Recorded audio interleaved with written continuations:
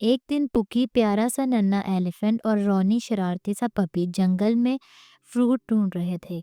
अचानक उन्हें एक मीठी सी आवाज सुनाई दी। हेलो दोस्तों, कहाँ जा रहे हो? दोनों चौंक गए। रोनी ने इधर उधर देखा, ये आवाज कहाँ से आई है? पुकी ने ऊपर देखा तो एक ग्रीन पैरट दरख्त की टहनी पर बैठा हंस रहा था। मैं हूँ मिट्ठू, वो बोला। रोनी खुशी से उछल पड़ा। वाह, तुम तो बोल सकते हो। पैरट बोला, जी हाँ, मैं जंगल का जादुई पैरट हूँ। जो सच बोले उसे खुशी मिले, जो झूठ बोले उसकी आवाज़ गुम हो जाए। पुकी और रॉनी ने हैरत से एक दूसरे को देखा।